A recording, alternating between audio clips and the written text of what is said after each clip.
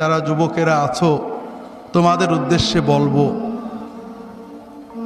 যে পরিবেশ বিপজ্জনক। সারা বিশ্ব তোমাদের বিরুদ্ধে ষড়যন্ত্র করছে যেন তোমরা ঈমান হারা হও, খাও দাও পার্টি হয়ে যাও, তোমাদের চেতনা না থাকে, যেন তোমরা তোমাদের দেশের অর্থনৈতিক আগ্রাসন মেনে নিতে পারো। তোমরা যদি কখনো ওদের দেশে যাও ওদের মতো হয়ে যেতে পারো, তোমাদেরকে সহজেই ভুলিয়ে দেওয়া যায়, এই পর্যায়ে নেওয়ার জন্য ব্যাপক ষড়যন্ত্র। এটা শুধু তাদের লাভ নয়, তোমার মারাত্মক ক্ষতি। আমি মাঝে মাঝে একটা উদাহরণ দিই, অনেকেই শুনেছেন, আবারও এখানে দিচ্ছি। আপনারা দুধ যখন জাল দেওয়া হয়, দুধ জাল দেওয়া বলকুটা দেখেননি? আমি 1 কেজি দুধ কিনলাম, আধা হাঁড়ি হলো। আধা হাঁড়ি দুধ জ্বালাতে জ্বালাতে 1 হাঁড়ি হয়ে যায় না? আমি চিন্তা করলাম যে আমি আলহামদুলিল্লাহ 1 কেজি দুধ খাবো, কিনছিলাম, আল্লাহ আলহামদুলিল্লাহ হাঁড়ি ভরে 2 কেজি হয়ে গেছে। এখন যা পরে পড়তে থাক, আমার 1 হাঁড়িতেই চলবে। ঠিক আছে তো?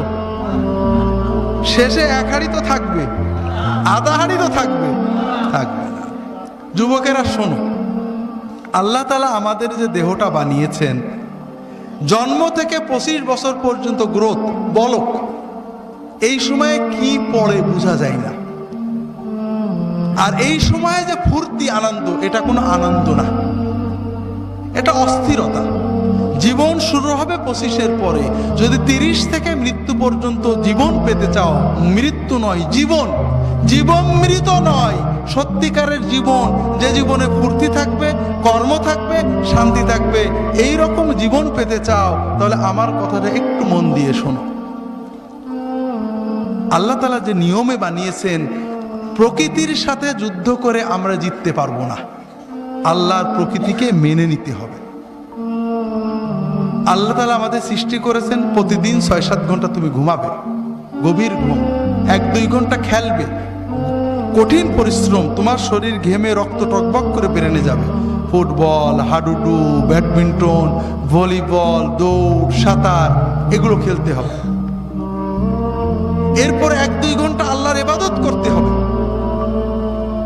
আল্লাহর সালাত, সিয়াম, জিকির, যতটুকু পারা যায়, তাতে তোমার আত্মা সুস্থ হবে, তোমার মন পরিশুদ্ধ হবে, তোমার আত্মা, মন, দেহ সবকিছু প্রোডাক্টিভ হয়ে যাবে। এরপরে তুমি 4-5 ঘন্টা তোমার 25-এর পরের জন্য কর্ম বা শিক্ষা নেবে। এইভাবে যদি তুমি চলো, তাহলে তোমার জীবন গতিশীল হবে, তোমার জীবন ইনশাআল্লাহ মৃত্যু পর্যন্ত সচল থাকবে। কিন্তু তুমি এখন খেলাধুলো বন্ধ হয়ে গেছে, সারাদিন মোবাইল, ইলেকট্রনিক মিডিয়া, আর খাওয়া তো কি খাচ্ছে আমরা দেখছি। ইউরোপ আমেরিকার লোকেরা কিছু সুস্থ থাকে, ঠান্ডার কারণে ওরা দৌড়াতে হয়, পরিশ্রম করে, আমরা গরমের কারণে ওইটাও করি না। সারাদিন মোবাইল দেখছি, শুনছি, কানে ইয়ারফোন লাগিয়ে শুনছি, আমাদের কান চোখগুলো নষ্ট হচ্ছে। রাতে জেগে জেগে মোবাইল করছি, কথা বলছি, আমাদের ব্রেনটা ক্রেজি হয়ে যাচ্ছে, আমরা বুঝতে পারছি না, তবে আমাদের লেখাপড়া নষ্ট হচ্ছে। কিন্তু সবচেয়ে বড় ক্ষতি হলো অশ্লীলতা, ছবিতে অশ্লীলতা, গানে অশ্লীলতা, সিনেমায় অশ্লীলতা। এই যে কিছুদিন আগে কিং খান গান গেয়ে গেলেন, অশ্লীলতা ছিল না? কিছু মানুষ কোটি কোটি টাকা কামাই করেছেন, করছেন এই সব অনুষ্ঠান, কিন্তু আমাদের যুবকদের কি হচ্ছে, অস্বীকার করার উপায় নেই। তাদের ভিতরে অস্থিরতা জন্ম নেয়, তাদের মনে হয় আমি আরো দেখি, আরো দেখি, টিভিতে বন্ধ হয়ে গেল, দেখি পাশের বাড়ির মেয়ের সাথে দেখা যায় কিনা, এইটা করে ওর অস্থিরতা, ওর পড়তে মন চায় না, ওর মোবাইল করতে মন চায়, ওর মনে হয় গল্প করি, এরপরে ও পাপের পথে চলে যায়, এরপরে হিরোইন ধরে, এরপরে ইয়াবা ধরে, এরপরে লেখাপড়া নষ্ট হয়ে যায়, ওর 25 হতে হতে ওর জীবনটা ক্ষতিগ্রস্ত হয়ে যায়, এর পরের জীবন জীবনমৃত হয়ে যায়, বাঁচতেও পারে না, মরতেও পারে না, ও হিরোইন গ্রহণ করে, মাদক গ্রহণ করে, এইভাবে সমাজটা আস্তে আস্তে ধ্বংস হয়ে যাচ্ছে। ঠিক না ভাই? হাজিরিন, আমরা কি অবস্থায় আছি। সেদিন বাসে চড়ে ঝিনাইদহ থেকে যাচ্ছি, এই ঢাকা থেকে ঝিনাইদহ যাচ্ছে চুয়াডাঙ্গার বাস। আমার সামনের সিটে বসে আছেন চুয়াডাঙ্গার 2 জন বা মেহেরপুরের হবেন, গল্প করছেন। আমি তো চিনি টিনি নে, তারা গল্প করছেন। যে কি বলবো ভাই, এখন এই যে যত ছাত্র নেতা, এর দলমত নির্বিশেষে যত ছাত্র নেতা আছে, যুব নেতা, এদের অধিকাংশ হিরোইন খায়, মাদক খায়, অনেকে মাদক ব্যবসা করে। কথা বুঝেছেন তো? এটা কি উনি ভুল? উনি কিন্তু রাজনৈতিক নেতা, পরে বুঝলাম, যে কোনো দলের।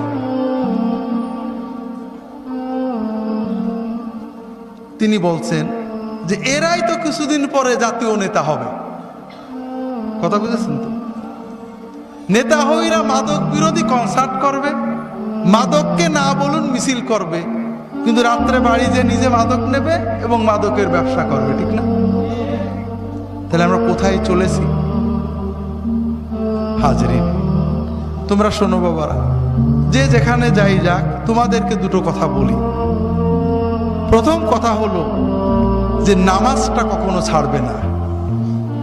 নামাজকে যদি ধরে রাখতে পারো, ইনশাআল্লাহ নামাজ তোমাদেরকে ধরে রাখবে। সিনেমা হলে থাকো, গান শুনছিলে, টিভি দেখছিলে, ওয়াক্ত মতো নামাজটা পড়বে, পারলে জামাতে পড়বে। যে অবস্থায় থাকো, যদি জামাত ধরতে পারোনি কোনো কারণে, নামাজ জানো না, শুধু আল্লাহু আকবার দিয়ে নামাজ পড়বে। দাঁড়িয়ে আল্লাহু আকবার, আল্লাহু আকবার, নামাজ শিখতে থাকবে যতদিন শিখা পূর্ণ না হয়। দাঁড়িয়ে আল্লাহু আকবার, রুকুতে যে আল্লাহু আকবার, সেজদায় যে আল্লাহু আকবার, 10 বার 20 বার আল্লাহু আকবার দিয়ে সালাত আদায় করবে। এতেই সালাত আদায় হয়ে যাবে, তুমি পূর্ণ সওয়াব পেয়ে যাবে। হাজরিন, আর মাদক, অশ্লীলতা, এই দুটো পাপকে বিষের মতো পরিত্যাগ করবে। আলেম ওলামাদের সহবতে থাকার চেষ্টা করবে, জীবনটাকে একটু গুছিয়ে রাখার চেষ্টা করবে। আমার একটা ছোট্ট বই আছে, সহি মাসনুন ওজিফা। এটা তো ওজিফা না, মূলত জীবনের বাগানটাকে সাজিয়ে নেওয়ার একটা ছোট্ট প্রক্রিয়া, রাসূল সাল্লাল্লাহু আলাইহি ওয়াসাল্লামের সুন্নতের আলোকে। পারলে এটা কি করবে? তোমাদের এই যে অস্থিরতা দূর করবে। নামাজগুলো পড়বে, নামাজের পরে 2-5 মিনিট এই আল্লাহ রাসূল সাল্লাল্লাহু আলাইহি ওয়াসাল্লাম শেখানো জিকিরগুলো করবে। ইনশাআল্লাহ তোমার হৃদয়টা প্রশান্ত হবে, পাপ থেকে ফিরে থাকার শক্তি অর্জন করতে পারবে। হাজরিন, আর আপনাদের বলি, আমাদের ছেলে মেয়েদের ঈমান বাঁচানোর দায়িত্ব আমাদের সরকারের, ঠিক না ভাই? কাদের? হ্যাঁ, অনেকেই বলে সরকার, বুঝে ফেলেছেন, অনেকে আমার প্রশ্ন বুঝে ফেলেছেন। আমাদেরকে একটু সচেতন হতে হবে। আল্লাহ রাসূল সাল্লাল্লাহু আলাইহি ওয়াসাল্লাম আমাদেরকে দুটো বিষয় বলেছেন, মুরু আওলাদাকুম বিস-সালাতি ওয়া হুম আবনাউ সাব'a ওয়াদরিবুহুম আলাইহা ওয়া হুম আবনাউ 'আশর ওয়া ফাররিকু বাইনাহুম ফিল মাদাজি'।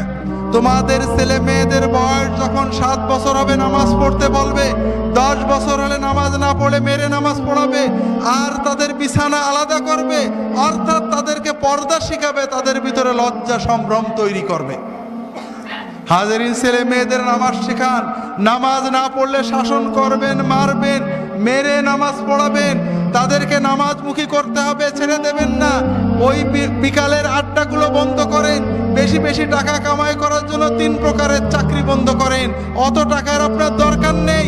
আপনার বড় সম্পদ সন্তান, তাদের পিছনে সময় দেন, তাদের সাথে একসাথে খাওয়া দাওয়া করেন, বসে গল্প করেন।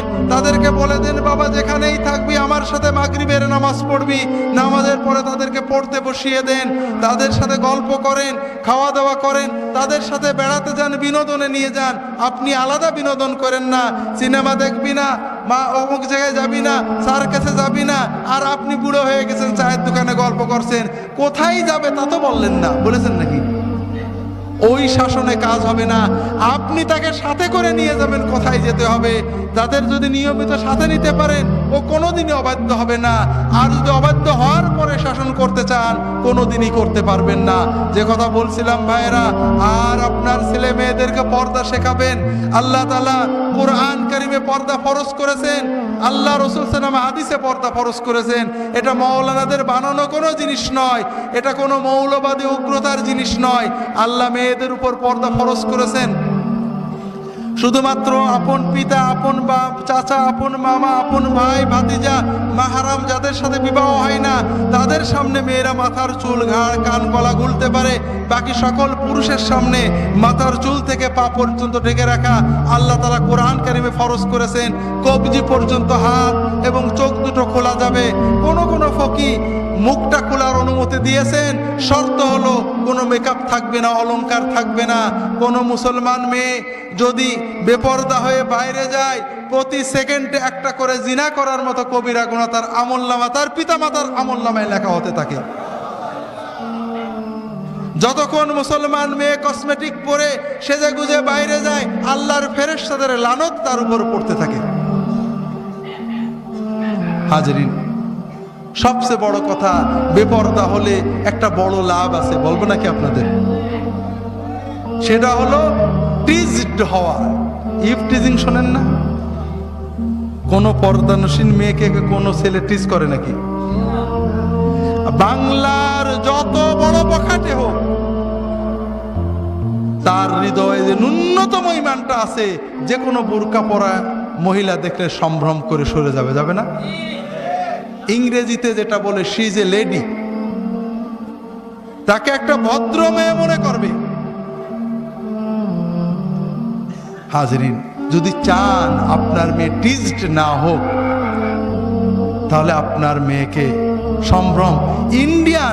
ইন্টারনেটে দেখছিলাম একবার, ইন্ডিয়ান মেয়েরা লেখে যে কেউ আমাদের টিজড হওয়া থেকে বাঁচাতে পারবে না, আমাদের বাঁচতে হবে, আমাদের এমন পোশাক পরতে হবে যেন আমাদের আকৃতিটা না বোঝা যায়।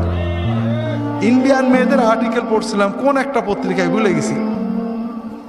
হাজরিন, এখন যদি আমরা মেয়েদেরকে বেহায়া হতে উৎসাহ দিই, ওপেন হতে উৎসাহ দিই, আর বলি ইফটিজিং চলবে না, ইফটিজিংকে না বলুন, হবে নাকি?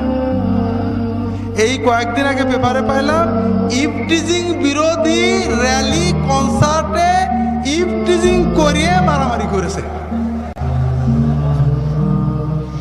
আত্মপ্রবঞ্চনা, প্রতারণা করছি। ইফটিজিংকে না বলুন, মাদককে না বলুন, স্বাক্ষর করুন, আর মেয়েদের বললাম বেহায়া হও, চলবে ভাই? হতে পারে না। আপনি প্রকৃতির বিরুদ্ধে যেতে পারবেন না। কাজে আপনাদের অনুরোধ করব, যদি চান আপনার মেয়েকে নিয়ে জান্নাতে যাবেন, আপনার মেয়ে টিজ না হোক, সম্ভ্রম নিয়ে বেঁচে থাক, আপনার মেয়ে জান্নাতে যাক আপনি চান, তাহলে মেয়েকে আল্লাহর হস্তে এই কিশোর বয়স থেকে তাদেরকে পর্দা শেখান, যেন অন্তত তারা সম্ভ্রম নিয়ে চলতে পারে। আল্লাহ তাআলা আমাদের তৌফিক দান করুন, আমিন।